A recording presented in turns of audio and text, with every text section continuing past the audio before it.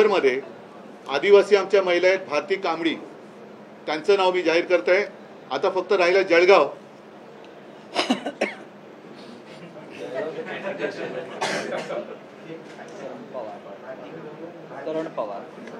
जळगावचं काय गरज आहे?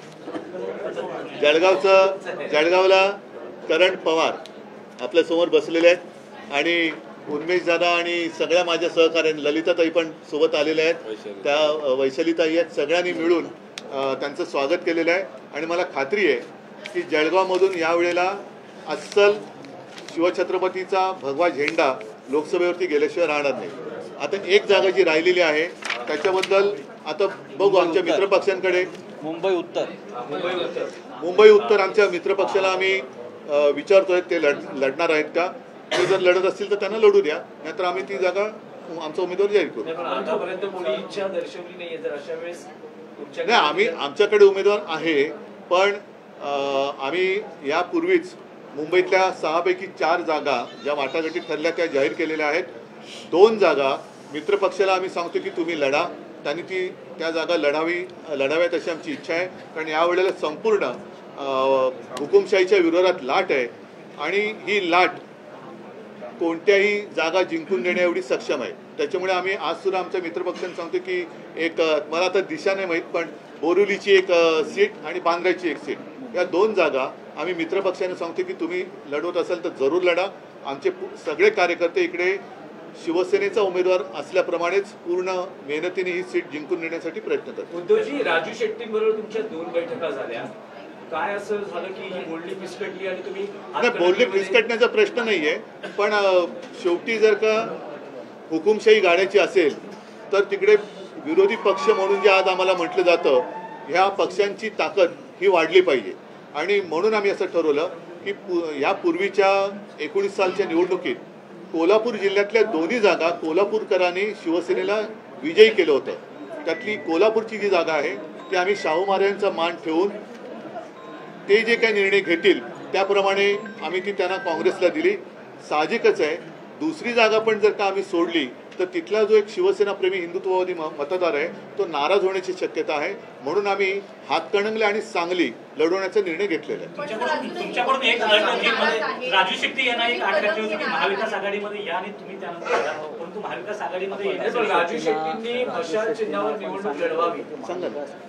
एक मिनिट, संजय राऊत आपले बघा, आम्ही त्यांच्याशीच बोलत होतो, उद्धवजी आणि माननीय उद्धवजी आणि राजू शेट्टी यांची मातोश्रीवरच 2 बैठका झाल्या।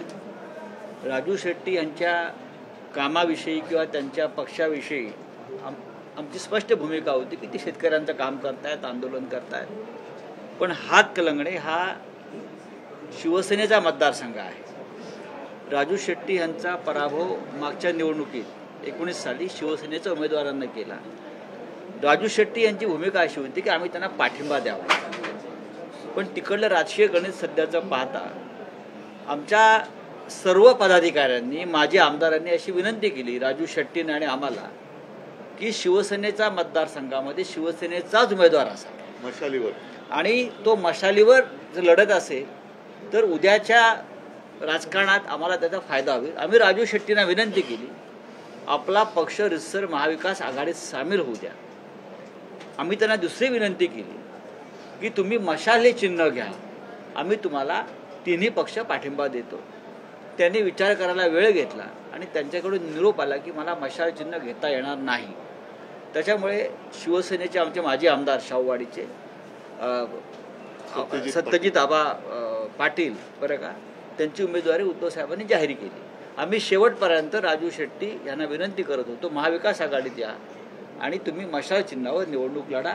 तुमच्यासारखा शेतकऱ्याच्या क्षेत्रात काम करणारा कार्यकर्ता जर आम्हाला पाठवता आला तर आम्हाला आनंद आहे।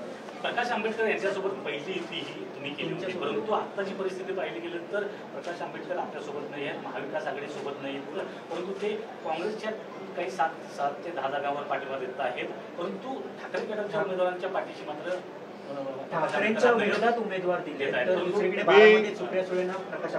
हो, बरोबर आहे। तसं आश्चर्यकारकरित्या नागपूरमध्ये त्यांनी काँग्रेसला पाठिंबा दिला जिकडे गडकरी उभे आहेत, बरोबर आहे। आता मी प्रकाशजींबद्दल एवढंच म्हणेन की त्यांनी जरी काही बोलले तरी मी त्यांच्याबद्दल काही बोलणार नाही, कारण आमच्या दोघांच्या आजोबांचा एक ऋणानुबंध होता. त्या ऋणानुबंधाला जागून मी प्रकाशजींना पण सांगेन की आपण हुकुमशाही विरुद्ध एकत्र आलो होतो.